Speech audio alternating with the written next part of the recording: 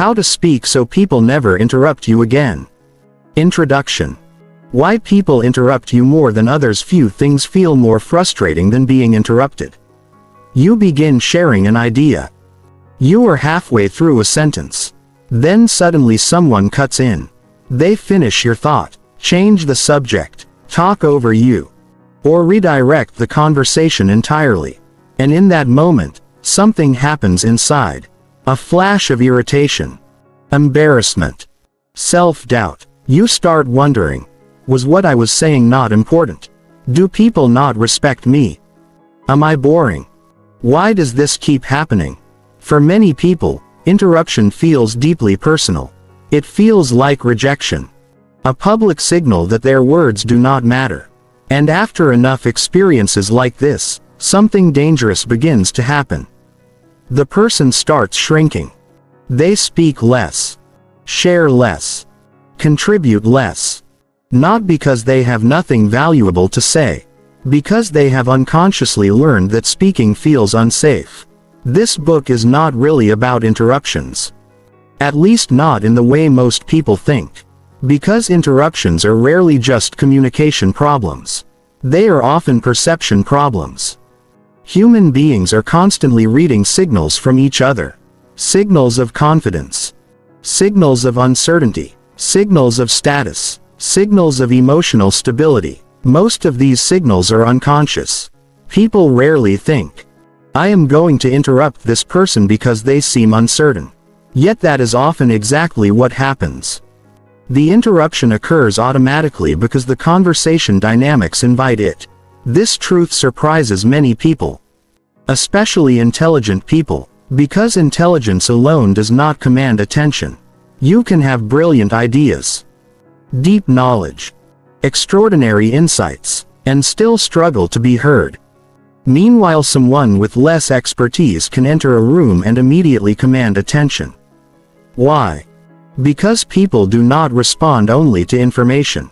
They respond to delivery, presence, energy, confidence, and emotional certainty. This is why communication is not simply about words. Communication begins long before the first sentence leaves your mouth. Your posture communicates. Your pace communicates. Your eye contact communicates. Your nervous system communicates. Even your silence communicates. People are constantly deciding whether to follow your lead or take over the conversation. Most never realize they are making this decision. But they are. Every interaction becomes a negotiation of attention. And attention is one of the most valuable currencies in human relationships. Think about the people who rarely get interrupted. They are not always the loudest. Not always the smartest. Not always the most charismatic. Often they possess something much simpler. They appear comfortable occupying space. That comfort changes everything. Because people unconsciously trust individuals who seem comfortable with themselves. When someone appears grounded, calm, and certain, others naturally hesitate before interrupting. The person projects. What I am saying matters. Not arrogantly. Not aggressively. Quietly. And people respond accordingly. This is one of the biggest misconceptions about authority. Most people think authority comes from dominance. It does not. Real authority comes from self-possession. The ability to remain composed while speaking. The ability to communicate without desperately seeking approval. The ability to trust your own voice. Unfortunately, many people never develop this relationship with communication. Instead, they develop anxiety around speaking. This anxiety often begins much earlier than they realize. Perhaps they grew up in environments where opinions were dismissed, interruptions were common, confidence was criticized, mistakes were punished, speaking up felt risky. The nervous system adapts. The child learns, my voice is not important, or I need permission before speaking, or I must be careful not to take up too much space. These beliefs rarely disappear automatically in adulthood. They simply become hidden. The person grows older but continues communicating from the same psychological foundation. And the body reveals it. The voice becomes hesitant. Sentences become filled with qualifiers. Ideas become wrapped in apologies. Confidence becomes replaced by caution. The person speaks as though asking for permission to exist. Others sense this immediately. Not consciously, but instinctively. And interruption becomes more likely. One of the most important ideas in this book is this: people often teach others how to treat them without realizing it. This does not mean interruptions are always your fault. They are not. Some people interrupt everyone. Some people are rude. Some people dominate conversations habitually. But if interruption happens repeatedly across different situations, different groups, and different environments, it becomes worth examining the signals being sent. Because communication patterns are rarely random. They follow predictable psychological principles. The good news is that these principles can be learned. You do not need to become louder. You do not need to become aggressive. You do not need to become someone you are not. In fact, some of the most respected communicators in the world are remarkably calm. They do not fight for attention. They attract it. They do not demand respect. They project it. And because of that, people listen. The purpose of this book is not to teach manipulation. It is not about dominating conversations. It is not about becoming intimidating. The goal is much deeper. The goal is to help you develop a communication style that naturally earns attention. A voice people trust. A presence people respect. A way of speaking that allows your ideas to reach others without constantly fighting to be heard. Because your voice matters. Your experiences matter. Your perspective matters. And learning how to communicate them effectively is one of the most valuable skills you will ever develop. Throughout the chapters ahead, you will learn why interruptions happen psychologically, how language influences authority, how pace affects perception, why body language matters, how to stop over-explaining, how to recover from interruptions gracefully, how vocal tone changes credibility, how leaders command attention without force, how to build genuine presence, how to speak with calm conviction. Most importantly, you will learn that being heard is not primarily about volume. It is about certainty. Not certainty that you are always right, but certainty that your voice deserves a place in the conversation. Because perhaps the most powerful communicators in the world understand a simple truth. The moment you stop asking for permission to speak is often the moment people finally start listening. Chapter 1. The real reason people interrupt you. Most people believe interruptions happen because other people are rude. Sometimes that is true. But if you are interrupted repeatedly, in meetings, conversations, family gatherings, social events, or even one-on-one discussions, there is usually something deeper happening. The truth is uncomfortable. People rarely interrupt based solely on what you are saying. They interrupt based on how you are perceived while saying it. This distinction changes everything. Because it means interruptions are often less about your ideas and more about the signals you send when communicating those ideas. Human beings are constantly evaluating each other. Not consciously. Instinctively. Within seconds of interacting with someone, people begin forming impressions about confidence, certainty, credibility, social status, emotional stability, leadership potential. These judgments happen fast. Far faster than most people realize. And once those judgments form, they influence how people behave toward you, including whether they allow you to finish speaking. The hidden language beneath words. Imagine two people saying the exact same sentence. Person A says, "I think we should consider changing the strategy." Person B says, "We should consider changing the strategy." The message is nearly identical, but the perception is completely different. One sounds tentative. The other sounds confident. One appears to be seeking approval.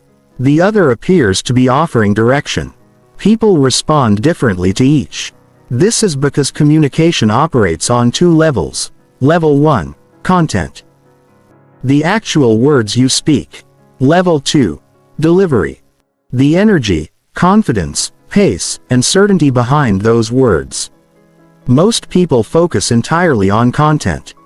They assume If my idea is good enough, people will listen. Unfortunately, that is not how human communication works. People judge delivery before they evaluate content. This means your presence often determines whether your message receives attention. Why smart people get interrupted.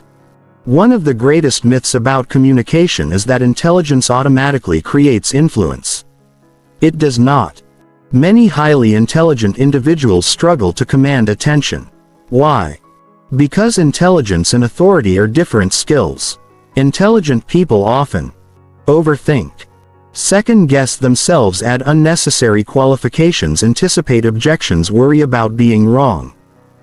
As a result, their communication becomes hesitant. The idea may be brilliant, but the delivery signals uncertainty. Others unconsciously sense that uncertainty and begin taking conversational control. Meanwhile, someone less knowledgeable may speak with confidence and immediately gain attention. This does not mean confidence is more important than intelligence. It means confidence determines whether intelligence gets heard. The psychology of conversational status. Every conversation contains invisible status dynamics. Status does not necessarily mean wealth, power, or social rank. It often means perceived confidence and influence in the moment. People who appear comfortable speaking tend to occupy higher conversational status. People who appear uncertain tend to occupy lower conversational status. This influences interruption dramatically. When someone appears unsure, listeners subconsciously assume this person may not be fully committed to what they are saying. As a result, they feel more comfortable interrupting. When someone appears certain, listeners unconsciously hesitate. The person projects, "I expect to finish this thought," and people often comply without realizing it. This is why communication is not merely verbal. It is psychological. The nervous system factor. Many interruptions begin before a single word is spoken. They begin inside the nervous system. If your body feels anxious, your communication changes automatically. You may rush your words, avoid eye contact, speak too softly, end sentences upward like questions, apologize excessively, lose your place while speaking. These behaviors are not character flaws. They are signs of nervous system activation. When the body perceives social risk, communication becomes defensive. The brain shifts focus from expression to protection. Instead of sharing ideas freely, the person begins managing reactions, trying to avoid judgment, rejection, embarrassment, conflict. Ironically, this often creates the very outcome they fear. The communication loses strength. Others become more likely to interrupt. The problem with permission seeking. Many people speak as though requesting permission to have an opinion. Listen carefully to phrases such as, "This might be a dumb idea, but I could be wrong. Maybe this doesn't matter. I'm not an expert, but sorry, can I say something?" These phrases seem harmless, but psychologically they create a powerful message. The message is, "You do not need to take this seriously." The speaker unintentionally lowers the perceived value of their own contribution. Then they wonder why others interrupt. People often follow the emotional cues you provide. If you treat your ideas as unimportant, many people will do the same. How childhood shapes adult communication. Many communication habits begin long before adulthood. A child who is constantly interrupted may learn, "My voice does not matter." A child who is criticized for speaking may learn, "It is safer to stay quiet." A child who is ignored may learn, "I must fight for attention." These beliefs become communication patterns later in life. Without realizing it, adults often recreate childhood dynamics. They enter conversations expecting interruption, expecting dismissal, expecting rejection. And because expectations influence behavior, those outcomes become more likely. The nervous system begins communicating fear before words ever appear. Why presence matters more than volume. Many people respond to interruptions by trying to become louder. This rarely solves the problem. Volume is not authority. Presence is. Presence means fully occupying the moment. Being mentally and emotionally available. Not rushing. Not shrinking. not apologizing for existing. People with strong presence often speak quietly. Yet everyone listens. Why?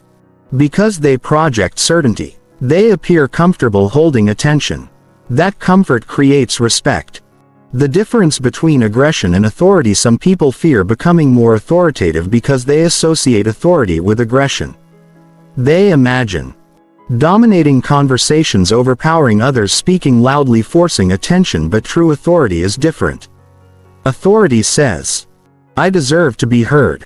Aggression says, "Only I deserve to be heard." The first creates respect. The second creates resistance. This book focuses on authority, not aggression. The goal is not controlling people. The goal is communicating in a way that naturally earns attention. A new perspective. If you have spent years being interrupted, you may believe the solution is external. You may think, people need to become more respectful. Sometimes they do. But the most powerful change begins internally. When your communication changes, people's responses often change too. Not because they consciously decide to treat you differently.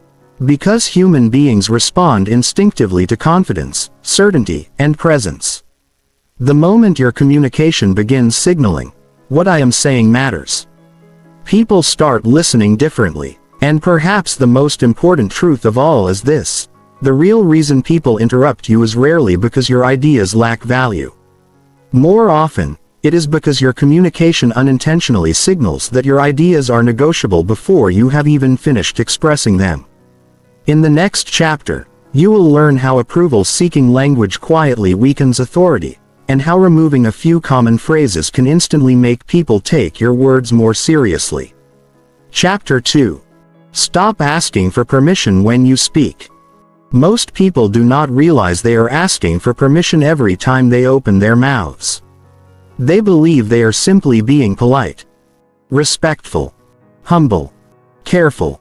But underneath many communication habits lies something deeper: fear. Fear of being wrong. Fear of being judged. Fear of sounding foolish. Fear of taking up too much space. And when fear enters communication, it often disguises itself as excessive politeness. The result is a communication style that quietly says, "Please approve of what I am about to say," before the actual message has even begun. This is one of the biggest reasons people struggle to hold attention. Because people tend to trust speakers who trust themselves. And nothing weakens self-trust faster than constantly seeking permission to speak. The hidden cost of approval-seeking language. Listen carefully to everyday conversations. You will hear phrases like, "I could be wrong, but this might sound stupid. Maybe I'm just thinking out loud. I don't know if this makes sense. Sorry, but just my opinion." Most people use these phrases automatically. They feel harmless, even polite. But psychologically, they create a problem. Every qualifier weakens certainty. Every apology reduces authority. Every disclaimer tells listeners, "You do not need to take this seriously yet." The speaker is attempting to protect themselves from possible criticism. But in doing so, they accidentally weaken the impact of their own message. Why we do this? Nobody is born speaking this way. These habits develop over time, usually as emotional protection. Perhaps you were criticized frequently. Perhaps your opinions were dismissed. Perhaps mistakes felt dangerous. Perhaps confidence was mistaken for arrogance. The nervous system learns, it is safer to soften everything I say. So adulthood communication becomes filled with protective language. The person no longer speaks directly. They cushion every statement, qualify every opinion, prepare for disagreement before disagreement even exists. And eventually this becomes unconscious. The person assumes this is simply their personality. It is not. It is a survival strategy. The problem with constant self-protection: imagine someone saying, "I could be wrong, but I think this plan may have some problems." Now imagine someone saying, "This plan has several potential problems we should examine." Same idea. Completely different energy. The first statement seeks permission. The second statement offers leadership. People respond differently because certainty feels easier to follow than hesitation. This does not mean you should pretend to know everything. Confidence is not pretending. Confidence is expressing what you genuinely believe without apologizing for having an opinion. Humility is not the same as hesitation. Many intelligent people fear sounding arrogant. So they overcorrect.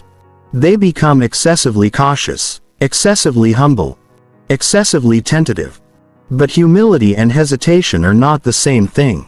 Humility says, I am open to being wrong. Hesitation says, I am afraid to be heard. The difference matters. Emotionally mature communicators remain open-minded while still speaking clearly. They can hold two truths simultaneously. I believe this strongly. And I am willing to learn new information. That balance creates credibility. How high authority communicators speak. People with strong communication skills rarely spend much time defending their right to speak. They simply speak.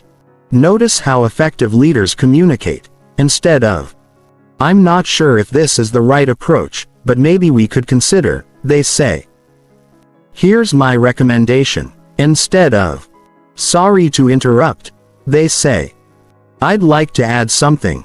Instead of, this may not matter, they say, here's what I noticed. Simple, direct, clear, not aggressive, not arrogant, just confident. And confidence creates attention. The power of declarative language. One of the fastest ways to strengthen communication is learning to use declarative language. Declarative language makes statements. It does not constantly seek approval. Examples. Instead of, I think maybe this could work, say, this approach can work. Instead of, I'm not sure, but I feel like, say, my perspective is, instead of, maybe we should, say, we should consider. Small changes create enormous differences in perception. Why? Because language shapes authority. People listen differently when they hear conviction. Stop apologizing for existing. Many people apologize constantly. Not for mistakes. For existing. They say, sorry for asking. Sorry for bothering you. Sorry for taking your time. Sorry for speaking up. Over time, this creates a subtle message. My presence is an inconvenience. This message affects how others respond. Because people often mirror the value you place on yourself. If you consistently act as though your contributions are burdens, others may begin treating them that way. This does not mean becoming rude. It means apologizing only when an apology is actually needed. Replace unnecessary apologies with gratitude. Instead of, sorry for taking your time, try, thank you for your time. Instead of, sorry for asking, try, I appreciate your help. The emotional energy changes completely. Why certainty creates attention. Human beings naturally move towards certainty. In uncertain situations, people look for individuals who appear calm and decisive. Not because those individuals are always right. Because certainty reduces anxiety. A calm, confident voice gives people something stable to focus on. This is why leaders often appear composed even during uncertainty. Their communication creates psychological safety. When you speak with unnecessary hesitation, listeners unconsciously sense instability. And instability invites interruption. Confidence is a skill, not a personality trait. Many people assume, I'm just not naturally confident. This belief keeps them stuck. Confidence is not something people are born with. Confidence is a communication habit. It develops through repetition. Every time you speak clearly, express opinions directly, stop over apologizing, stop qualifying every thought, you strengthen confidence. Not externally. Internally. The nervous system learns, I can survive speaking honestly. And with enough repetition, certainty becomes natural. The fear behind permission seeking. At its core, permission seeking language usually comes from one question: will people still accept me if I speak confidently? This fear keeps countless people small. They believe confidence threatens connection. But the opposite is often true. People trust communicators who trust themselves. People respect speakers who respect their own voice. People listen to individuals who believe their message deserves attention. Not because confidence is magical.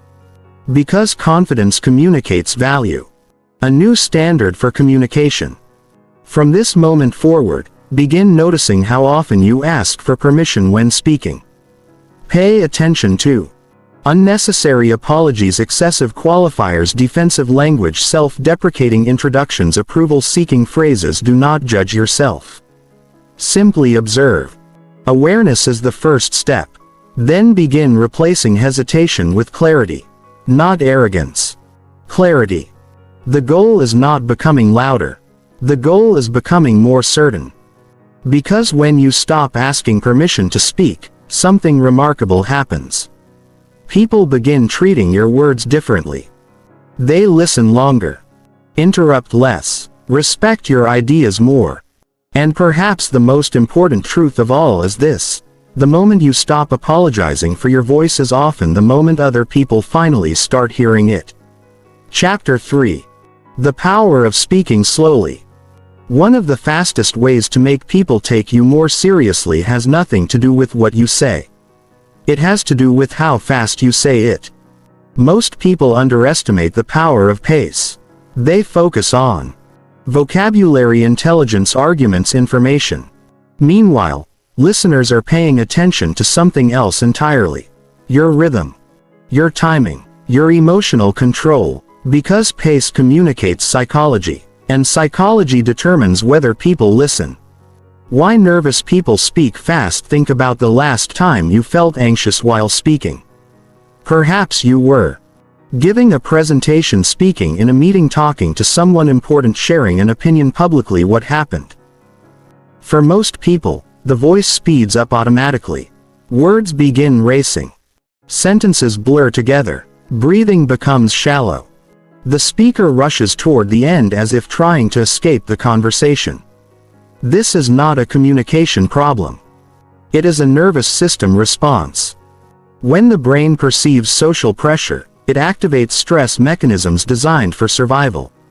The body prepares for danger. Heart rate increases. Muscles tighten. Thoughts accelerate. And speech speeds up. The nervous system is unconsciously saying, "Get through this as quickly as possible." Unfortunately, fast speech often creates the opposite of what the speaker wants. Instead of appearing confident, they appear uncertain. Instead of sounding authoritative, they sound nervous. And nervousness invites interruption. Fast speech signals uncertainty. Listeners constantly interpret emotional signals. When someone speaks very quickly, people often perceive anxiety, insecurity, urgency, lack of confidence, emotional reactivity, even when none of these things are true. The perception alone influences how others respond. Fast speakers unintentionally communicate, "I am not fully comfortable holding your attention." And when listeners sense that discomfort, they become more likely to interrupt, redirect, or mentally disengage. Slow speech signals confidence. Now think about the most respected communicators you know. Notice something interesting. Most do not rush. They speak deliberately, calmly, patiently. Their words seem measured, intentional, controlled. Why? Because confidence rarely hurries. Confidence assumes attention. Insecure communication chases attention. Confident communication expects attention. This subtle difference changes everything. When you slow down, you communicate, "I am comfortable being heard." That message carries enormous psychological weight. The leadership pause. One of the most powerful communication tools in existence is the pause. Yet most people fear it. Silence feels uncomfortable, especially for anxious speakers. The moment a pause appears, panic often follows. The speaker thinks, "I need to keep talking. I need to fill the silence. People will lose interest." So they rush. Ironically, the opposite is true. Strategic pauses increase attention. Why? Because silence creates anticipation. The human brain naturally focuses when information suddenly stops. Listeners lean in. Attention sharpens. Curiosity increases. This is why great leaders, speakers, and storytellers use pauses constantly. Not because they forgot what to say. Because they understand psychology. Silence creates authority. Many people assume authority comes from speaking more. Often it comes from speaking less. Authority is not measured by the number of words spoken. It is measured by the confidence behind those words. A calm pause communicates, "I am not afraid of silence." And people unconsciously respect that. Why? Because only someone comfortable with themselves can remain relaxed in silence. Anxious communicators rush to fill every gap. Grounded communicators allow silence to work for them. The fear of taking up space. At its core, fast speech is often connected to one hidden belief: I should not take up too much space. Many people learned this early in life. Perhaps they were interrupted, frequently criticized for speaking, told to be quiet, ignored when sharing ideas. The nervous system adapts. The person begins speaking quickly because speaking itself feels risky. The goal becomes, say it before someone stops me. This creates a lifelong communication pattern. The speaker rushes. Others interrupt. The interruption reinforces the fear. The cycle continues. Breaking this cycle requires a new belief: my words deserve time. That belief changes pace naturally. Why slow speakers are harder to interrupt? Imagine two speakers. The first talks rapidly, jumps between ideas, and rarely pauses. The second speaks slowly, finishes sentences completely, and uses silence intentionally. Which person feels easier to interrupt? Most people instinctively choose the first. Why? Because rushed communication creates openings. Calm communication creates boundaries. When someone speaks slowly and deliberately, listeners unconsciously sense, this person expects to finish. That expectation influences behavior. People become more patient, more attentive, more respectful. Not because they consciously decide to. Because human beings naturally respond to certainty. Slowing down without sounding robotic. Some people hear advice about slowing down and immediately become unnatural. They start speaking like a machine. Long pauses. Awkward rhythm. Forced delivery. That is not the goal. The goal is relaxed pace. Not artificial pace. Think of the difference between a person sprinting through a conversation and a person walking confidently through it. Neither extreme. Just steady. Controlled. Comfortable. The best communicators sound natural while remaining unhurried. Breathing and authority. One reason people rush is because they breathe poorly while speaking. Anxiety shortens breathing patterns. Short breathing creates rushed speech. The solution is surprisingly simple. Before speaking, take a slow breath, not dramatically. Just enough to calm the nervous system. When breathing slows, speech slows. When speech slows, confidence increases. When confidence increases, interruptions decrease. Everything begins with regulation. The meeting room experiment. Try this in your next meeting, conversation, or discussion. Instead of speaking immediately when a thought appears, pause for 1 second. Then begin. While speaking, slow down by approximately 10%. Not 50%. Not dramatically. Just enough to feel slightly slower than normal. You will notice something remarkable. People start listening differently. Your words carry more weight. Your ideas sound more organized. Your presence feels stronger. Nothing about the content changed. Only the pace changed. Yet perception changes dramatically. That is the power of rhythm. The relationship between pace and self-trust. Ultimately, pace reflects self-trust. People who trust themselves do not feel pressured to rush. They believe, my ideas deserve space. I do not need to fight for attention. I can take my time. This mindset transforms communication. The speaker becomes calmer. The listener becomes calmer. The conversation becomes more balanced. And interruptions become less frequent. Not because people suddenly become more polite. Because your communication now signals confidence. The quiet advantage. In a world where everyone is rushing, slowing down becomes a competitive advantage. Most conversations are crowded with urgency. People talk over each other. Race through thoughts. Compete for attention.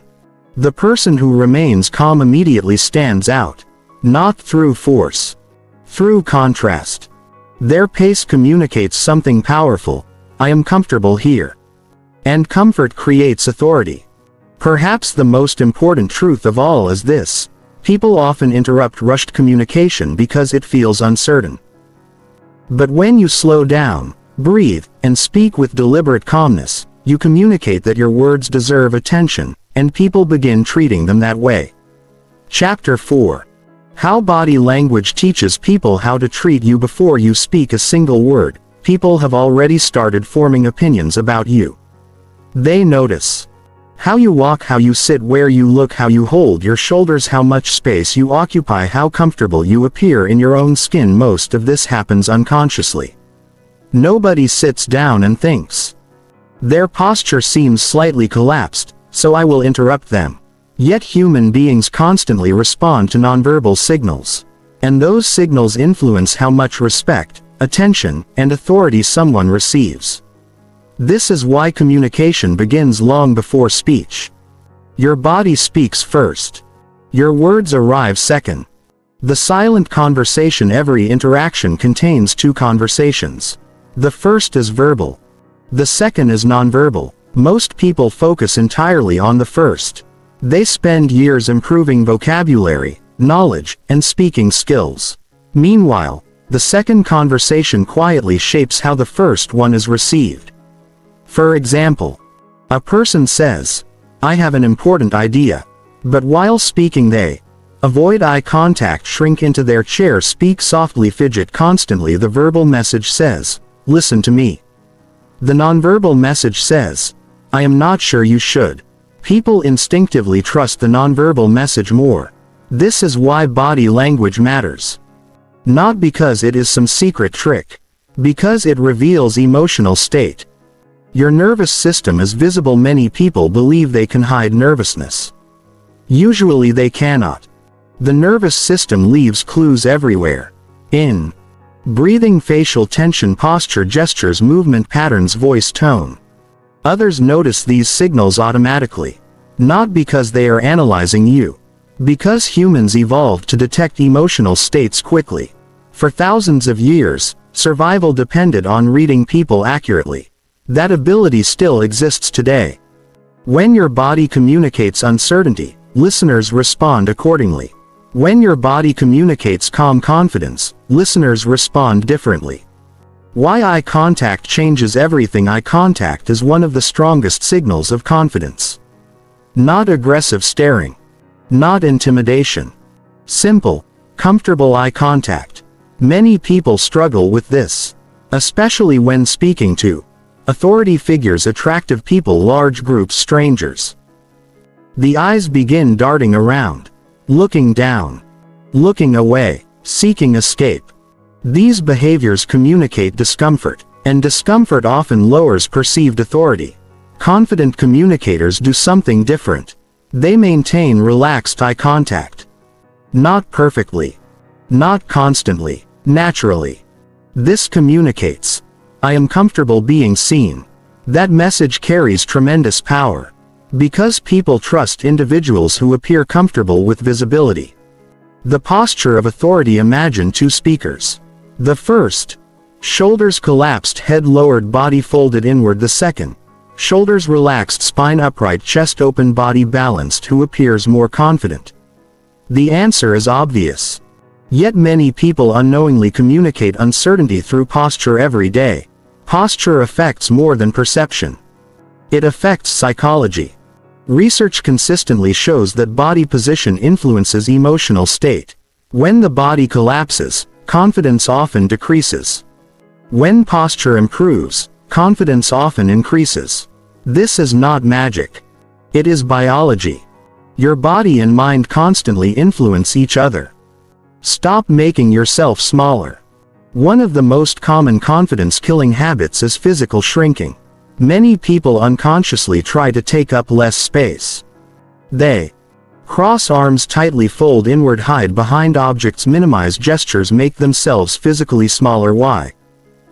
Because somewhere inside, they learned, do not draw attention. The problem is that communication requires visibility.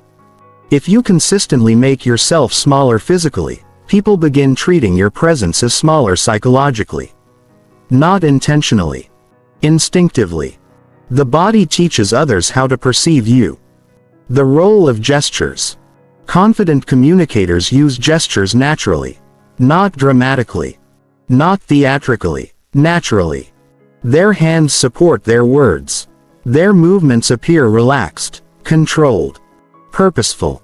Nervous communicators often do one of two things: either they freeze completely or they move excessively. Both extremes create problems. The goal is balance.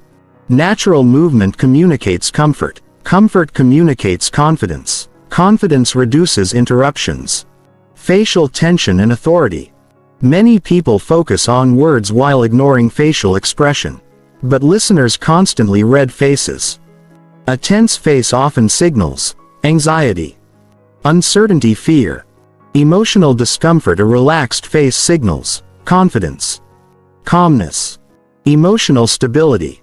Before important conversations, take a moment to notice jaw tension, forehead tension, tight lips, clenched facial muscles. Relaxing these areas changes how others perceive you.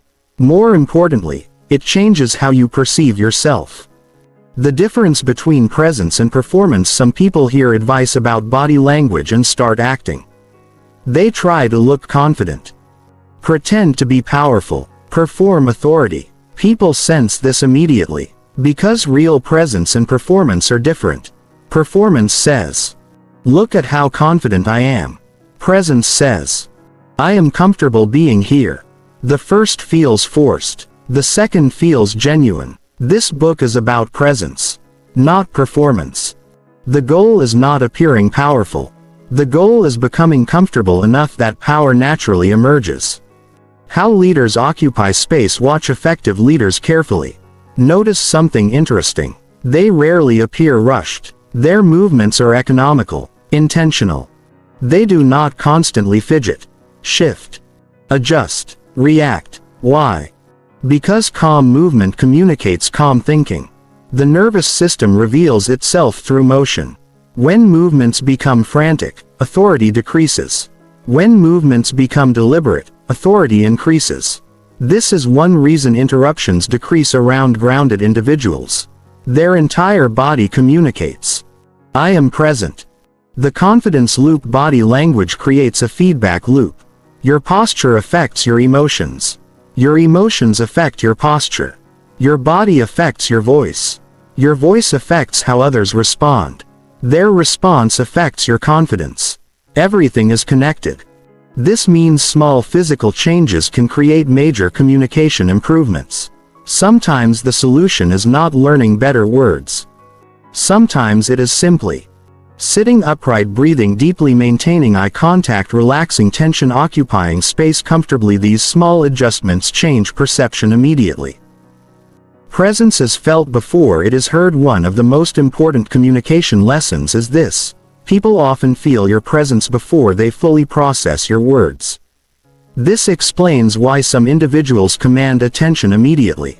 It is not always intelligence, not always charisma, not always expertise. It is presence. Their body communicates, "I belong here," and people respond accordingly. The opposite is also true. When someone communicates uncertainty physically, listeners often begin treating them as less authoritative before the conversation even develops. This is not fair. But it is human nature. Understanding this allows you to work with psychology rather than against it. The quiet authority of comfort. The strongest communicators are rarely obsessed with appearing confident. Instead, they focus on becoming comfortable. Comfort creates confidence naturally. Comfort creates presence naturally. Comfort creates authority naturally, and authority reduces interruptions. Because people unconsciously respect individuals who appear at ease occupying their own space. As you continue developing your communication skills, remember this: your body is always teaching people how to treat you. The more comfortable you become occupying space physically, the more comfortable others become giving your words space as well.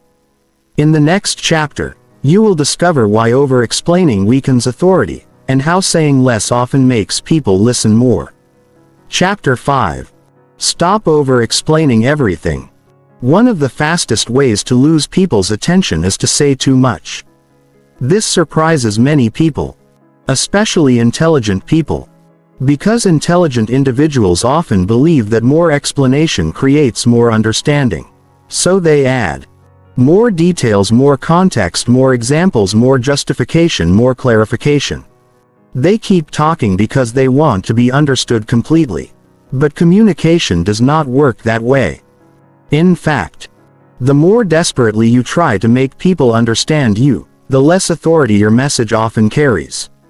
This is one of the most common reasons people get interrupted. Not because their ideas are bad. Because their communication lacks boundaries. The hidden psychology of over-explaining. Over-explaining rarely begins as a communication problem. It usually begins as an emotional one. At its core, over-explaining is often driven by fear. Fear of being misunderstood, being judged, being rejected, being criticized, being seen as wrong. The nervous system thinks, if I explain everything perfectly, nobody can challenge me. Unfortunately, the opposite often happens. The longer the explanation becomes, the more opportunities listeners have to lose focus. Interrupt, disagree. Redirect the conversation. The speaker unintentionally weakens their own message. Why more words often mean less impact. Imagine someone asking, "Why were you late?" Person A responds, "Traffic was unusually heavy this morning." Person B responds, "Traffic was unusually heavy this morning, and then I had trouble finding parking, and I left a little later than planned, and there was construction, and..." Which response feels more confident? Most people choose the first. Not because it contains more information. Because it contains enough information. Confidence trusts simplicity. Insecurity often seeks safety through excessive detail. The connection between confidence and brevity. People frequently assume confidence means speaking more. It often means speaking less. Confident communicators trust their message. They do not feel compelled to defend every sentence. They make a point. Pause. Allow it to land. Then continue if necessary. Over-explainers struggle with this. The moment they finish speaking, anxiety appears. The nervous system worries. Did they understand? Should I explain more? What if they disagree? So they keep talking, and talking, and talking. Trying to eliminate uncertainty. But certainty rarely comes from more words. It comes from stronger delivery. Why over-explaining invites interruption? People interrupt over-explainers for a simple reason. The conversation feels open-ended. The speaker never signals completion. They keep adding information, adding context, adding exceptions, adding clarifications. Listeners begin wondering, when is this point going to end? Eventually someone takes control, not always because they are rude, because the communication lacks structure. Strong communicators create clear boundaries. They signal, "This is my point," then they stop. That pause gives listeners confidence that the message is complete. The need to justify yourself. Many over-explainers are not actually explaining. They are defending.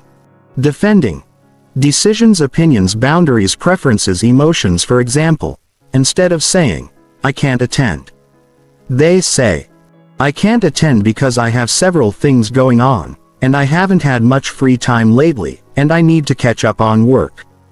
The explanation becomes an attempt to gain approval. The hidden message is, Please agree that my reason is valid.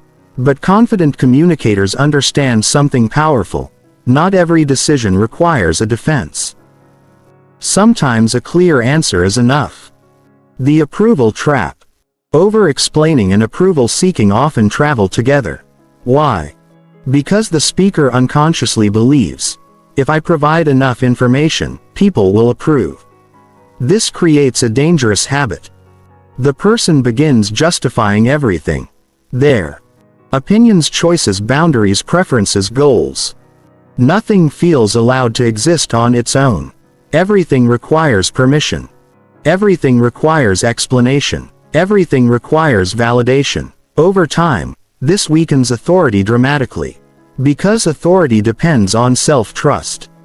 And self-trust means believing your perspective deserves space without endless defense. The power of a complete sentence. One of the strongest communication skills you can develop is finishing a thought and stopping. No immediate explanation. No panic.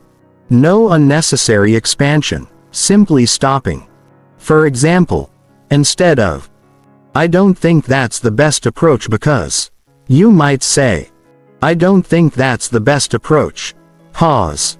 Let people process it. If they want more information, they will ask. This feels uncomfortable initially, especially for chronic over-explainers. The nervous system experiences silence as risk. But silence often increases authority. Why leaders speak in headlines. Effective leaders understand something important. People remember headlines, not paragraphs. When communicating, they focus on clear, concise points. Instead of delivering every thought simultaneously, they communicate the core message first. For example, we need to improve customer retention. Simple, direct, memorable. Then, if necessary, they provide supporting details. Most people do the opposite. They bury the main point beneath 5 minutes of explanation. Listeners become confused. Attention disappears. Interruptions increase. Clarity beats complexity. Many people mistakenly believe complexity sounds intelligent. Usually it sounds confusing. The strongest communicators simplify, not because they lack intelligence, because they understand communication. The goal is not demonstrating how much you know. The goal is helping others understand. Clarity creates influence. Complexity often creates distance. What happens when you speak less? When you reduce unnecessary words, several things happen. People listen more carefully. Every sentence carries more weight. Your confidence increases. You stop depending on endless explanation for safety. Your ideas become clearer. The core message stands out. Interruptions decrease. Listeners sense structure and certainty. Authority increases. Brevity communicates self-trust. The fear of silence. Most over-explaining is actually fear of silence. The speaker worries. If I stop talking, something bad will happen. But effective communicators understand a secret. Silence is not your enemy. Silence is part of communication. The pause after a statement often carries as much power as the statement itself. When you stop talking, listeners finally have room to think. That thinking creates engagement. Engagement creates attention. Attention reduces interruptions. Learning to trust your message. Ultimately, over-explaining is a trust issue. Not trust in others. Trust in yourself. The over-explainer secretly believes, my message is not enough. So they add more, and more, and more. The confident communicator believes, my message can stand on its own.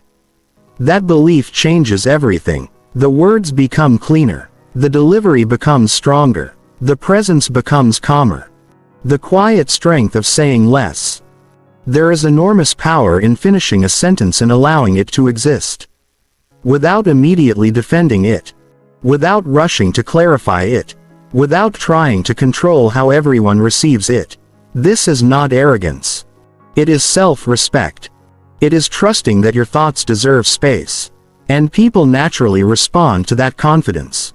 Because perhaps the most important truth of all is this: The people who command attention are rarely the people who say the most. They are the people who trust their message enough to stop talking when the point has already been made. Chapter 6.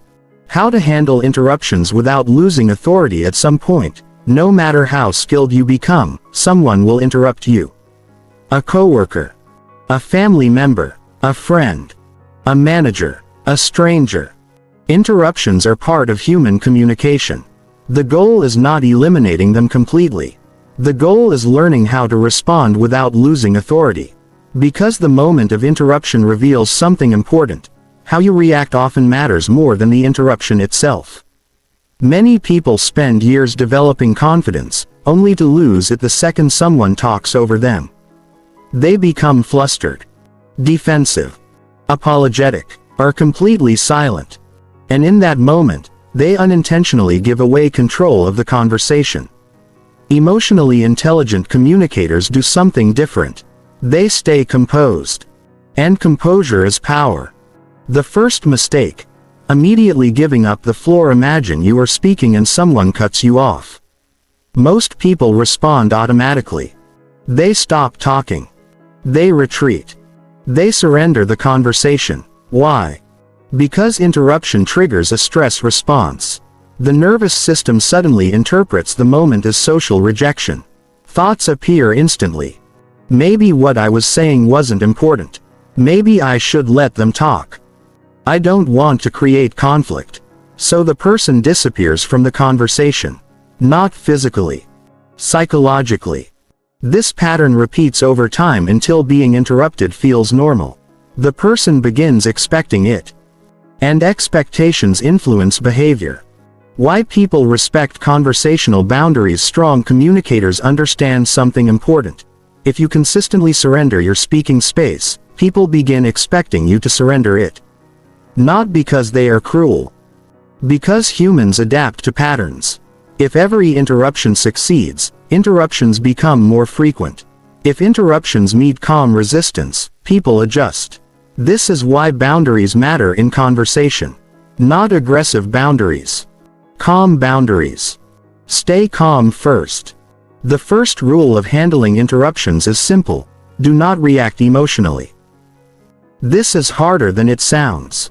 Especially if interruptions have frustrated you for years. But emotional reactions often weaken authority. Imagine two responses. Response 1.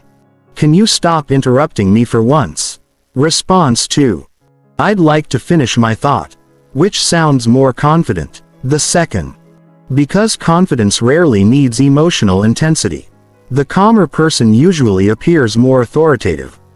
The power of continuing.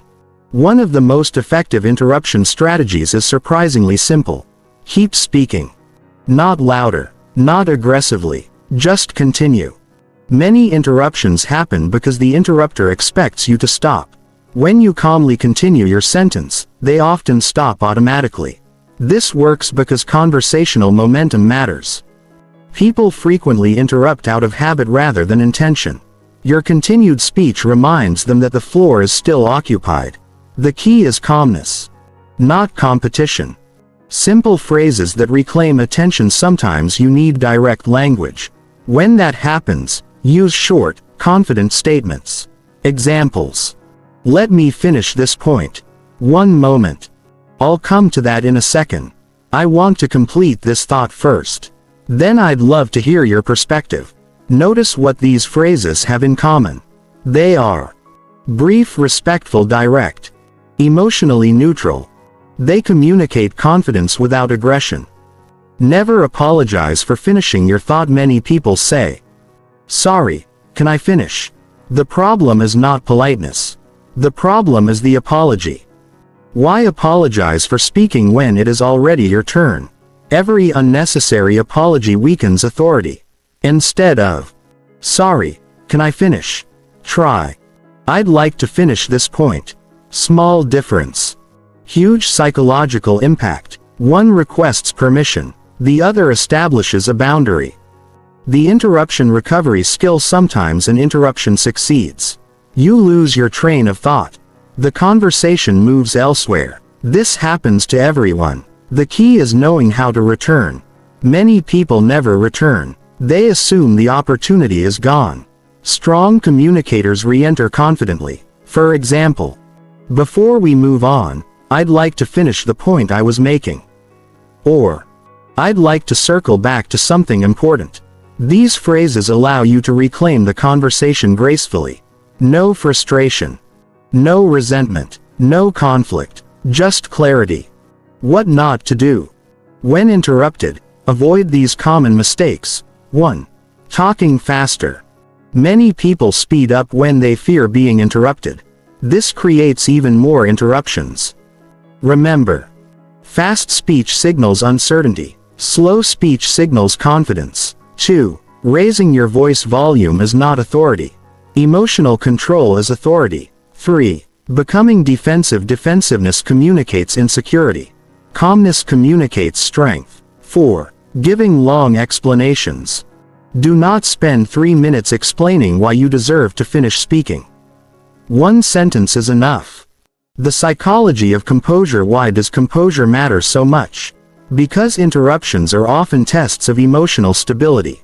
Not intentional tests. Psychological tests. People unconsciously observe. How does this person handle pressure? Someone who becomes visibly rattled appears less authoritative. Someone who remains calm appears more authoritative, even when saying the exact same words.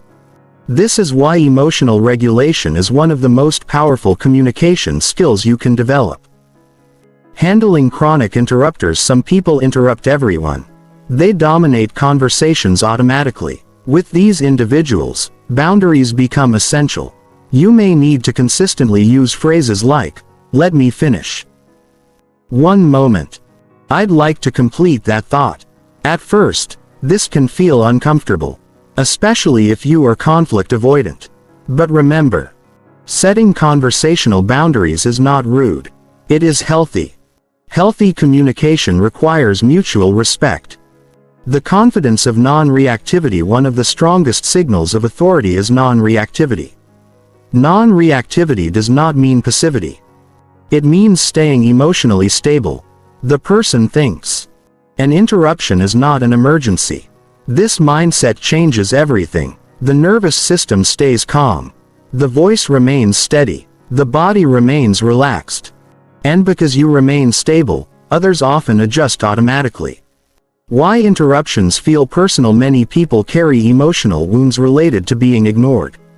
Perhaps they experienced dismissal, criticism, neglect, constant interruption growing up. As adults, interruptions trigger those old feelings. The reaction becomes bigger than the moment itself. Understanding this is important, because sometimes the goal is not merely improving communication. Sometimes the goal is healing your relationship with your own voice. The more secure you become internally, the less disruptive interruptions feel externally. Commanding respect without demanding it. There is a major difference between demanding respect and commanding respect. Demanding respect relies on force.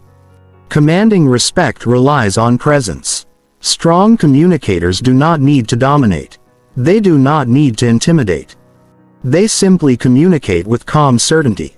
That certainty influences how people respond. Over time, interruptions decrease naturally. Not because you became aggressive. Because your communication now signals, my voice belongs here. The real goal, the ultimate goal, is not winning every conversation. It is not controlling people. It is not ensuring nobody ever interrupts you again. The goal is becoming someone who remains composed when interruptions happen. Because composure protects authority. And authority protects attention. Perhaps the most important truth of all is this: the people who handle interruptions best are not the people who never get interrupted. They are the people who remain calm enough to reclaim the conversation without surrendering their confidence. Chapter 7. Why some voices naturally command attention. Have you ever noticed that certain people can walk into a room, say only a few words, and instantly capture everyone's attention? They do not shout. They do not dominate. They do not demand to be heard. Yet people listen. Carefully. Respectfully. almost automatically.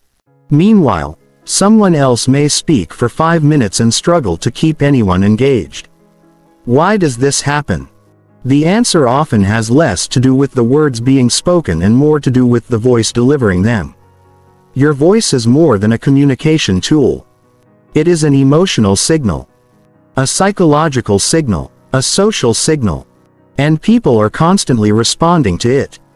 People hear emotion before they hear meaning. Most people assume listeners focus primarily on words.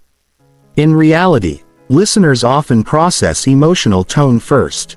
Before the brain fully analyzes content, it evaluates confidence, certainty, nervousness, calmness, emotional stability, authenticity.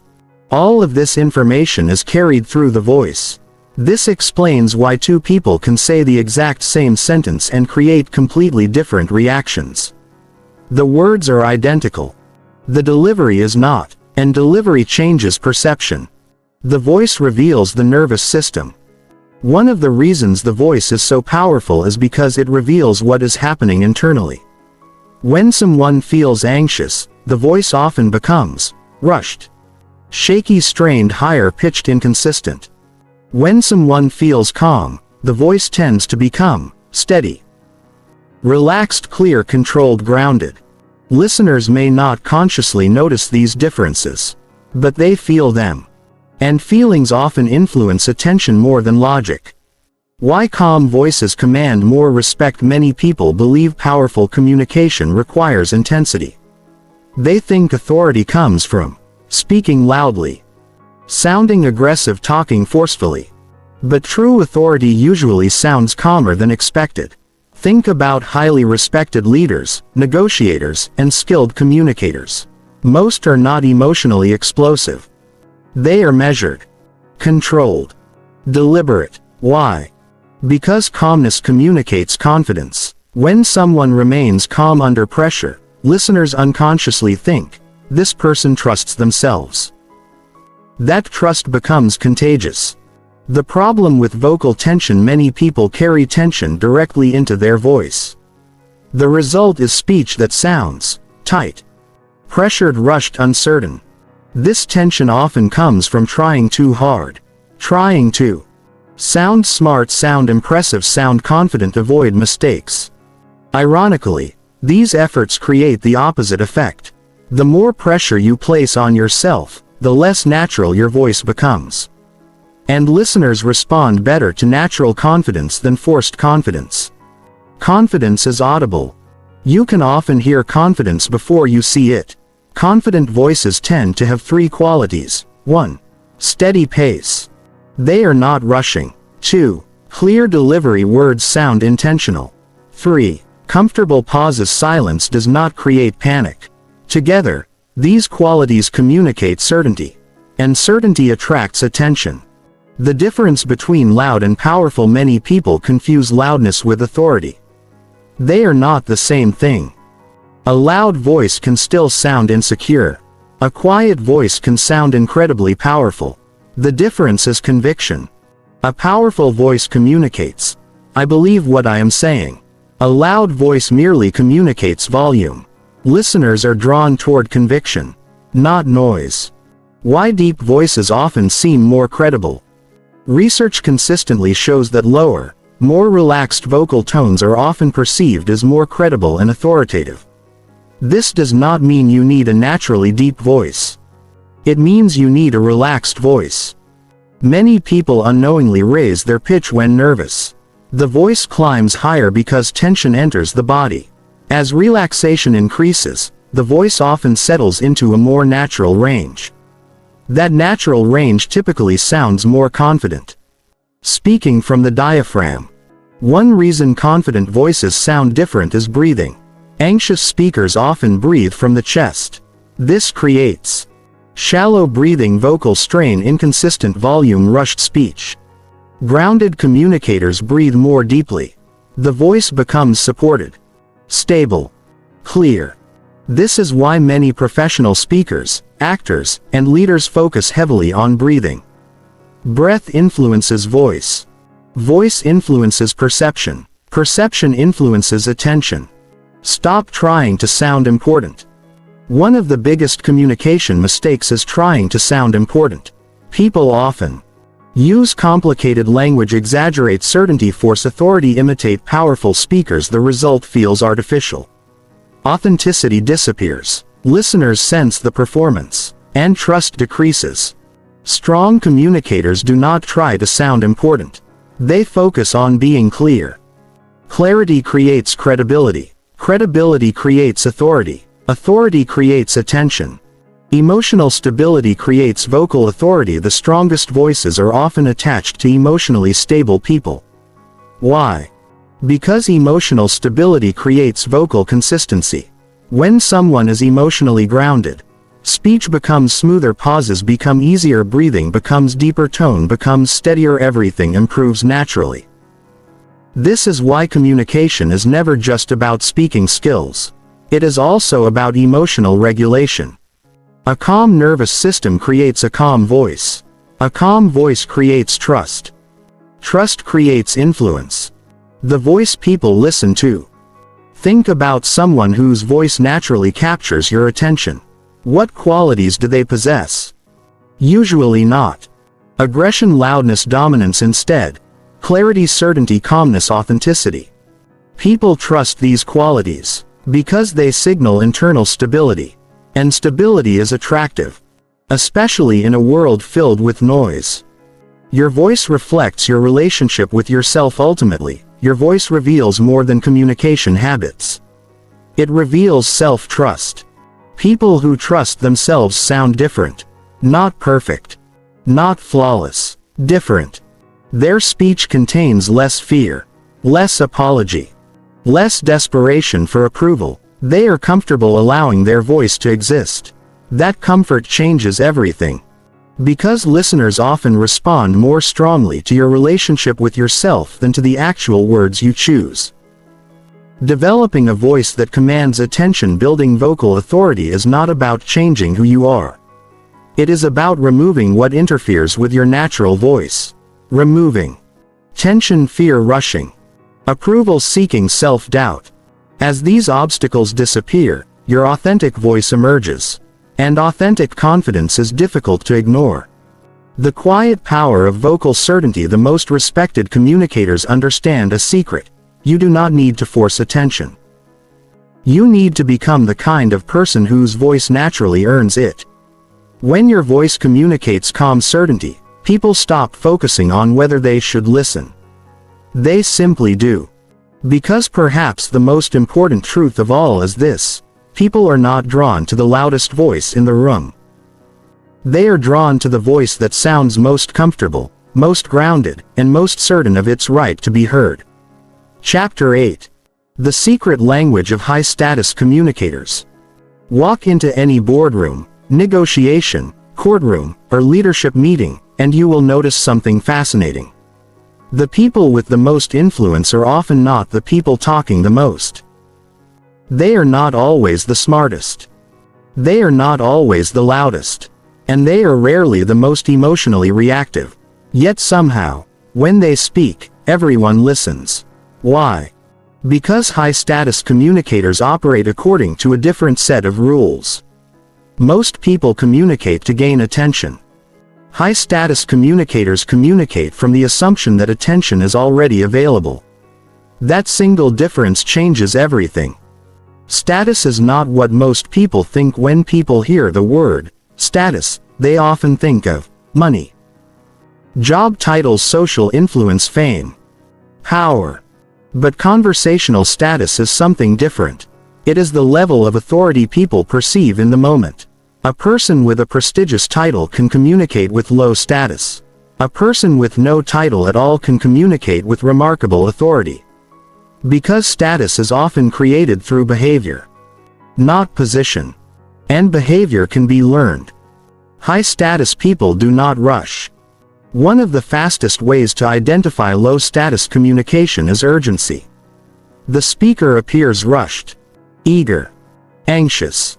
They seem desperate to get their point across before the opportunity disappears. High-status communicators rarely behave this way. They move slower, speak slower, Pause longer. Why? Because rushing communicates scarcity. It signals, I might lose attention if I don't speak immediately. Calmness communicates abundance.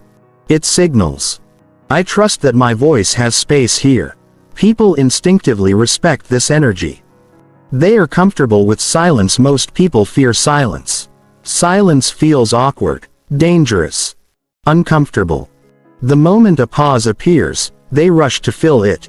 High-status communicators understand something important. Silence is not empty. Silence is influence. A pause creates anticipation. It gives words weight. It allows listeners to process information. Most importantly, it communicates confidence.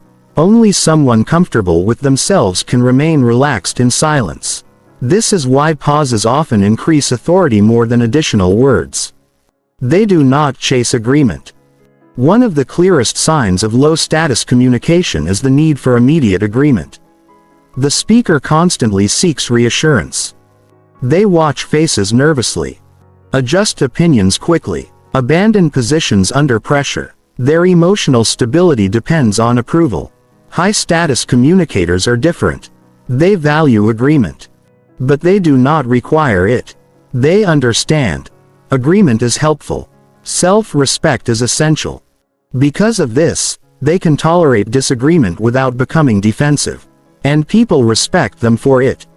Emotional reactivity lowers authority. Imagine two people facing criticism. Person A becomes defensive immediately. They explain, justify, argue, react emotionally. Person B listens calmly, responds thoughtfully, remains composed. Who appears more authoritative? The answer is obvious. Emotional reactivity often communicates insecurity. Emotional stability communicates confidence. This is why emotionally intelligent people rarely feel compelled to win every argument. They focus on clarity rather than victory. The power of direct language. High-status communicators rarely hide behind complicated language. They do not bury ideas beneath endless qualifications. Instead, they speak directly.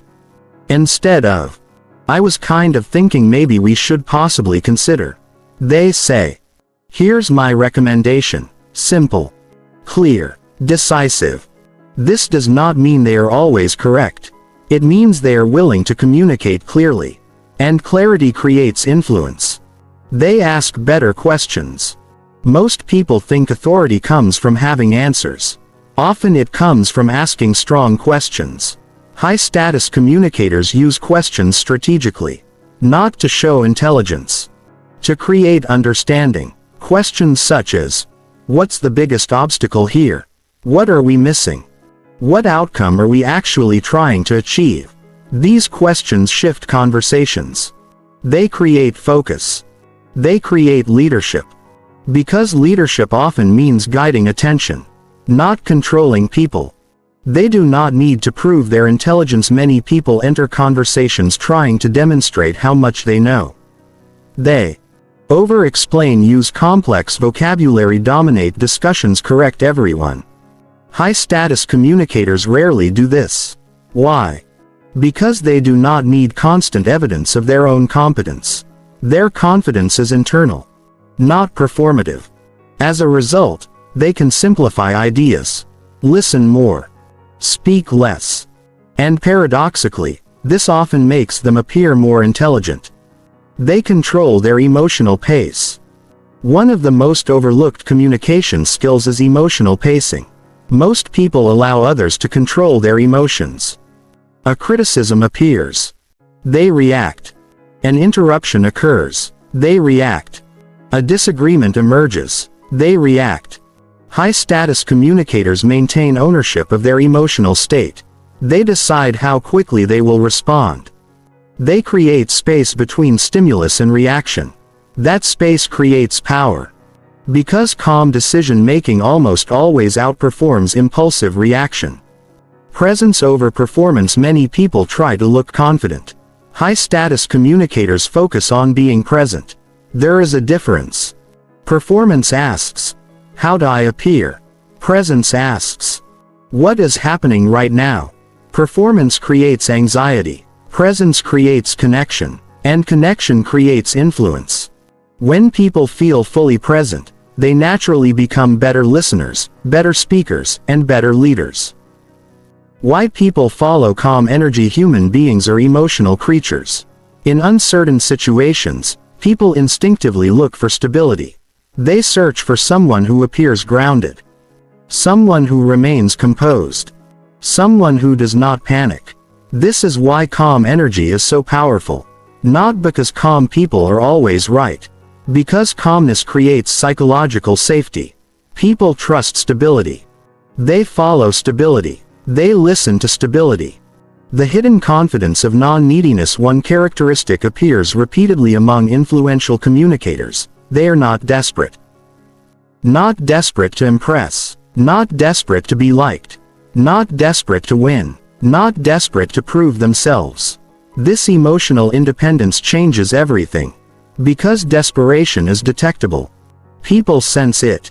And desperation often lowers perceived authority.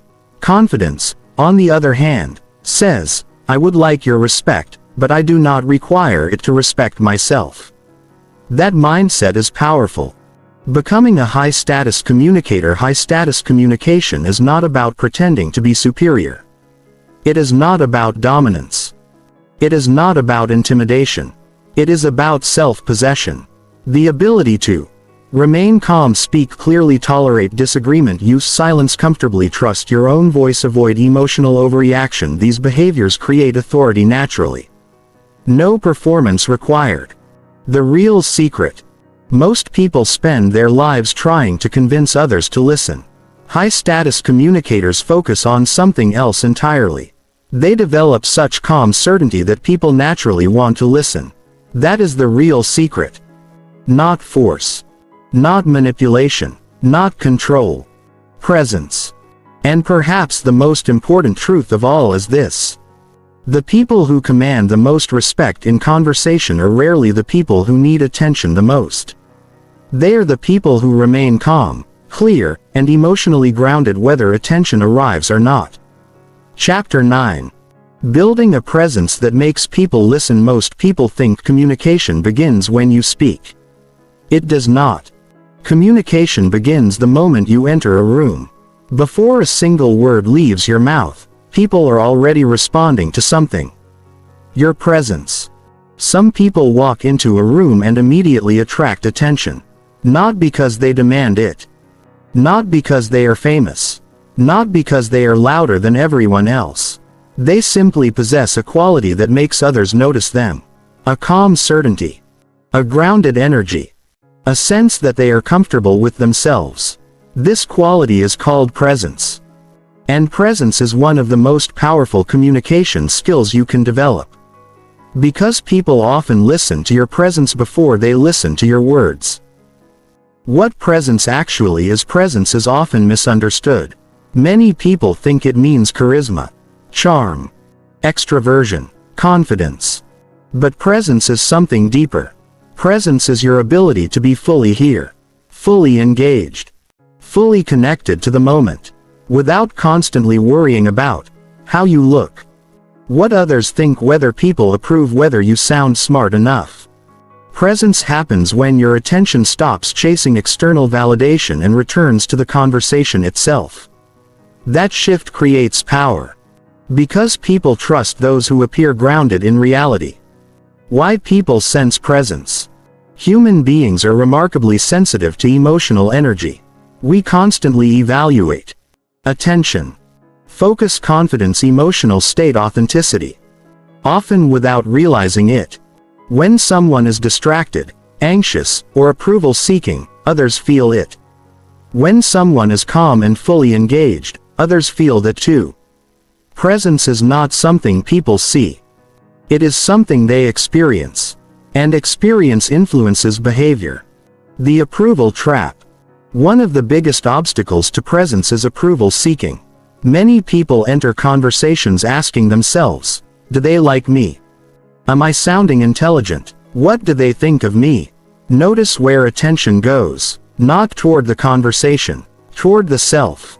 The mind becomes occupied with self-monitoring. The person is technically present physically but absent psychologically. And others notice. Because self-consciousness changes communication. The voice becomes tighter. The body becomes more tense. The energy becomes less natural. Presence requires self-trust. At the core of presence lies self-trust. People who trust themselves do not spend every moment evaluating how they are being perceived. They focus outward. They listen deeply. They respond thoughtfully. They allow themselves to exist without constant performance. This creates relaxation. And relaxation creates presence. The irony is fascinating. The less obsessed you become with how others see you, the more compelling you often become. The difference between presence and performance: many people attempt to create presence through performance. They try to look confident, sound important, appear impressive, project authority. This usually backfires. Because performance creates tension. The person becomes focused on maintaining an image. Authenticity disappears. Presence works differently. Presence does not ask, "How can I impress people?" Presence asks, "How can I fully engage with this moment?" That question changes everything. Why some people feel powerful without saying much. Have you ever met someone who barely spoke but still commanded respect? Perhaps they sat quietly during a meeting. Perhaps they contributed only occasionally. Yet when they finally spoke, everyone listened. This is often the result of presence. Their silence feels intentional. Their attention feels focused. Their energy feels grounded. As a result, their words carry weight. Presence turns communication into quality rather than quantity. The relationship between presence and listening: many people want to become better speakers. Few focus on becoming better listeners. This is a mistake. Because listening creates presence. When you genuinely listen, your attention sharpens, your anxiety decreases, your responses improve, your connection deepens. Most people listen while preparing their next sentence. Present people listen to understand. That difference is immediately noticeable. And people naturally trust those who make them feel heard. Comfortable people create comfortable conversations. Presence has a contagious quality. When one person remains calm and grounded, others often relax as well. Why? Because emotions spread, nervousness spreads, tension spreads, confidence spreads, calmness spreads. This means your internal state influences the entire conversation. A grounded communicator often becomes the emotional anchor of the room. And emotional anchors naturally attract attention. Stop chasing attention. One of the most counterintuitive truths about communication is this: people who chase attention often struggle to keep it. People who stop chasing attention often attract it. Why? Because desperation is visible. Listeners sense when someone desperately wants approval. That need creates pressure. Presence removes pressure. The person is not trying to force attention. They are simply engaged.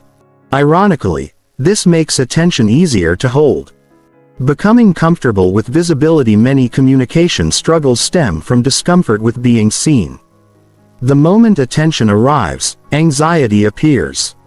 The person begins thinking, "Everyone is looking at me." The nervous system interprets visibility as danger.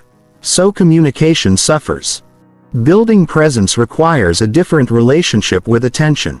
Instead of viewing attention as a threat, begin viewing it as an opportunity. An opportunity to connect. An opportunity to contribute. An opportunity to share value. This mindset transforms communication. Presence is built through practice. Presence is not a personality trait. It is a skill. Like any skill, it improves through repetition. Each time you stay calm under pressure, maintain eye contact, listen deeply, speak intentionally, stop seeking approval, you strengthen presence. Gradually, the nervous system learns it is safe to be seen. That lesson changes everything. The energy people trust at the deepest level. Presence creates trust. Not because you know all the answers. Not because you are perfect. Because you appear comfortable with reality. People trust those who seem grounded. People trust those who seem authentic. People trust those who are fully present. And trust creates attention. The quiet authority of self-respect. Perhaps the most powerful aspect of presence is that it grows from self-respect. When you respect yourself, you stop apologizing for existing, you stop chasing approval, you stop performing constantly, you stop shrinking yourself. Instead, you allow yourself to occupy space. Comfortably. Calmly. Naturally. And people respond differently, not because you demanded respect. Because your presence quietly communicated that respect already exists. The person nobody wants to interrupt. Think about the individuals who rarely get interrupted. Often, it is not their words that protect them. It is their presence. Their communication carries an invisible message. I am here. I am engaged. I am comfortable occupying this space. People sense that message. And they respond accordingly. Perhaps the most important truth of all is this: the strongest presence does not come from trying to be impressive. It comes from being so comfortable with yourself that your attention is no longer trapped inside your own head. And when that happens, people stop focusing on whether they should listen. They simply do. Chapter 10. Becoming the person nobody talks over. By now, you understand something that most people never realize. Being heard is not primarily about speaking louder. It is not about dominating conversations. It is not about becoming more aggressive. And it is certainly not about forcing people to respect you. Being heard begins long before the conversation starts. It begins with how you see yourself. Because people who consistently command attention share one common trait: they believe their voice deserves space. Not because they think they are superior. Not because they think they are always right. Because they trust themselves enough to participate fully in the conversation. This final chapter is about bringing everything together. Not as individual techniques. As a new identity. The difference between learning a skill and becoming a person. Many readers approach communication like a collection of tricks. They want the perfect phrase, the perfect response, the perfect strategy. But lasting change does not happen through tricks. It happens through transformation. You do not become someone who is heard by memorizing a few communication techniques. You become someone who is heard by developing a different relationship with yourself. Because communication is ultimately a reflection of identity. The person who believes, "My voice matters," communicates differently from the person who believes, "I need permission to speak." Even if both use the same words. Review of the journey. Throughout this book, you have learned that interruptions are often influenced by uncertainty, approval-seeking, rushed speech, weak boundaries, over-explaining, nervous body language, emotional reactivity. You have also learned that authority grows through calmness, clarity, presence, self-trust, emotional regulation, concise communication, confident boundaries. These principles work together. None exists in isolation. A powerful voice is not created by one behavior. It is created by alignment. Stop trying to win every conversation. One of the biggest shifts in communication happens when you stop trying to win. Many people approach conversations like competitions. They want to prove themselves, defend themselves, impress others, avoid looking wrong. This mindset creates tension. And tension weakens communication. Strong communicators approach conversations differently. Their goal is not victory. Their goal is clarity. They focus on expressing themselves honestly and effectively. That focus creates confidence. Because confidence does not require winning. Confidence requires self-respect. Respect yourself first. Many people spend years trying to get others to respect them. But respect usually starts internally. If you constantly apologize unnecessarily, dismiss your own opinions, shrink your presence, abandon your thoughts mid-sentence, you teach people how to treat you again and again. The first person who must respect your voice is you. When you value your contribution, others are more likely to value it as well. This is not magic. It is psychology. People respond to the standards you consistently communicate. Confidence without arrogance. A common fear appears whenever people begin developing authority. They worry. What if I become arrogant? This fear keeps many individuals stuck. But confidence and arrogance are opposites. Arrogance says, "My voice matters more than yours." Confidence says, "My voice matters too." Arrogance dominates. Confidence participates. Arrogance needs superiority. Confidence needs self-trust. The goal is never becoming the loudest person in the room. The goal is becoming someone who no longer feels invisible. The power of emotional stability. If there is one skill that separates respected communicators from everyone else, it is emotional stability. Not intelligence. Not charisma. Not vocabulary. Emotional stability. The ability to remain grounded when challenged, interrupted, criticized, disagreed with, misunderstood. This stability creates authority. Because people trust those who remain calm under pressure. Anyone can appear confident when everything goes smoothly. True confidence reveals itself when things become uncomfortable. Your voice is a reflection of your nervous system. Throughout this book, a deeper theme has appeared repeatedly. Communication is not only about speaking. It is about regulation. Your voice reflects your nervous system. If your nervous system feels unsafe, communication changes. You rush, over-explain, seek approval, avoid eye contact, abandon boundaries. As your nervous system becomes more secure, communication improves naturally. This is why lasting confidence cannot be faked. It must be built from the inside out. Practice occupying space. One of the simplest ways to strengthen communication is learning to occupy space comfortably. Not aggressively. Comfortably. Practice finishing your sentences, maintaining eye contact, speaking slightly slower, allowing pauses, expressing opinions directly, tolerating silence. At first, these behaviors may feel uncomfortable. That discomfort is normal. You are teaching the nervous system a new lesson. I am allowed to be here. The more often you practice, the more natural it becomes. The day people start listening, many people expect a dramatic moment. A day when suddenly everyone respects them. Everyone listens.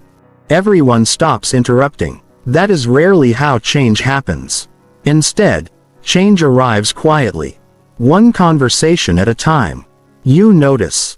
Fewer interruptions, more attention, stronger eye contact, greater respect, increased confidence, not because the world changed. Because you changed. Your communication began sending different signals. And people responded. Leadership begins with voice. Whether you realize it or not, communication is leadership. Every time you speak, you influence the people around you. At home. At work. Among friends. Within your community. Leadership does not require a title. It requires presence. The ability to communicate clearly and confidently. The ability to remain calm under pressure. The ability to trust your voice.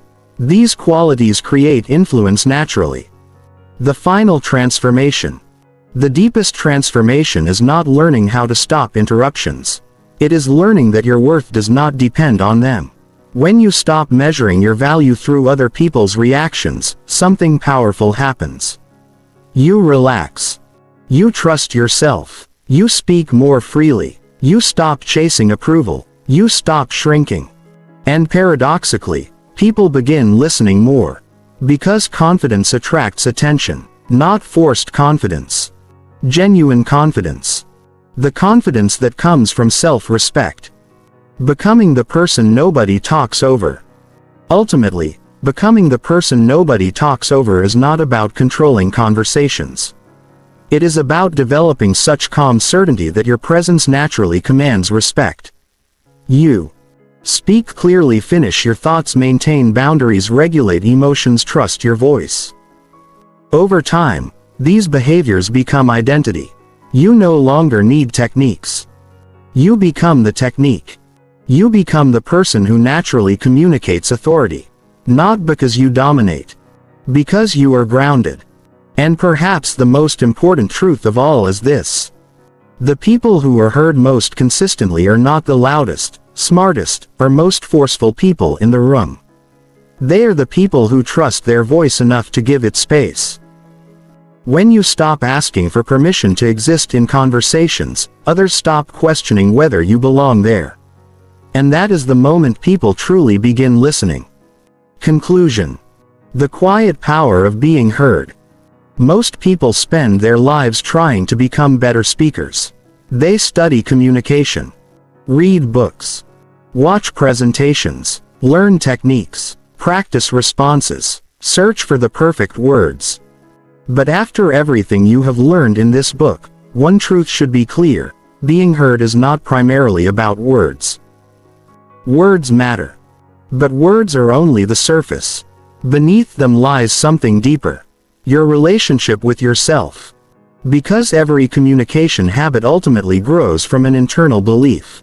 If you believe, "My voice is a burden," you will communicate differently.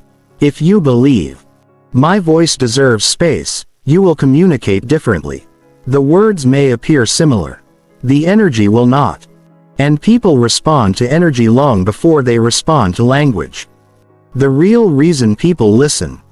Many people assume that being heard comes from intelligence. Intelligence helps. But intelligence alone is not enough. Others believe being heard comes from confidence. Confidence helps too. But even confidence is not the deepest factor. The real reason people listen is trust. People listen when they trust your certainty, your presence, your emotional stability, your authenticity. Trust is what holds attention. And trust begins with self-trust. Because people instinctively sense how you feel about your own voice. The journey you have taken. Throughout this book, you discovered that interruption is often not a random event. It is influenced by subtle communication signals. You learned how hesitation invites interruption, approval seeking weakens authority, rushed speech lowers credibility, poor boundaries encourage disrespect, over explaining reduces impact, emotional reactivity undermines confidence, strong presence attracts attention. Most importantly, you learned that authority is not something you demand. It is something you communicate. Quietly, consistently, naturally. You do not need to become someone else. One of the greatest myths in communication is that success requires becoming a different person. More extroverted, more dominant, more aggressive, more charismatic. That is not true. You do not need a new personality. You need a new relationship with your existing voice. The goal was never becoming louder. The goal was becoming more certain. The goal was never controlling people. The goal was learning how to stop abandoning yourself during conversations. Because when you stop abandoning yourself, people experience a different version of you. A calmer version. A stronger version. A more grounded version. The difference between force and presence: many people spend years trying to force attention. They talk louder, interrupt back, dominate discussions, fight for space. Sometimes this works temporarily. But force creates resistance. Presence creates respect. Presence is quieter. It does not need constant proof. It does not depend on intimidation. It simply communicates. I am comfortable being here. That comfort changes everything. Because people naturally trust those who trust themselves. Your voice deserves space. This may be the most important lesson in the entire book. Your voice deserves space. Not because you are perfect. Not because you are always right. Not because you know everything. Because you are a human being with thoughts, experiences, perspectives, and value. Many people spend decades waiting for permission to speak confidently. The permission never arrives. At some point, you must give it to yourself. You must decide. My contribution matters. That decision changes communication forever. Respect is often reflected back. The way you treat your own voice influences how others treat it. When you constantly apologize, abandon your thoughts, over-explain everything, seek permission for every opinion, people often mirror those signals. When you speak clearly, maintain boundaries, finish your sentences, remain calm under pressure, people often mirror those signals too. This is one of the hidden laws of communication. The standards you hold for yourself often become the standards others adopt. The power of calm conviction. As you move forward, remember that authority does not come from intensity. It comes from conviction. Calm conviction. The ability to say, "This is what I think," without needing everyone to agree. The ability to say, "I'd like to finish my thought," without becoming defensive. The ability to say, "No," without writing a 5-minute explanation. These small moments create enormous transformation. Because confidence is built through repetition. One conversation at a time. When people finally listen, there is a moment that many people experience after doing this work. A subtle moment. A quiet moment. They notice that conversations feel different. People interrupt less.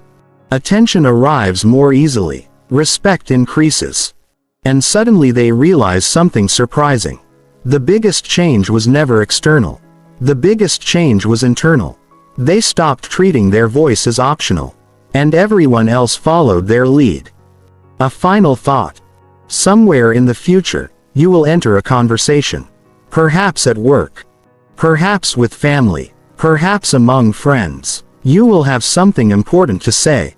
And for a brief moment, the old fear may appear. The fear of interruption. The fear of judgment. The fear of not being heard. When that moment arrives, remember what you have learned. Take a breath. Slow down. Occupy space. Trust your voice. Finish your thought. Because your goal is not to dominate the room. Your goal is not to impress everyone. Your goal is not to win every conversation. Your goal is simply to communicate from a place of self-respect. And when you do that consistently, something remarkable happens. People begin listening. Not because you forced them to. Because your presence quietly taught them how. Final quote. The people who are heard most clearly are not the ones who fight hardest for attention. They are the ones who trust their voice enough to speak with calm conviction. When you stop asking for permission to be heard, the world often stops asking whether you deserve to be. And that is the quiet power of being heard.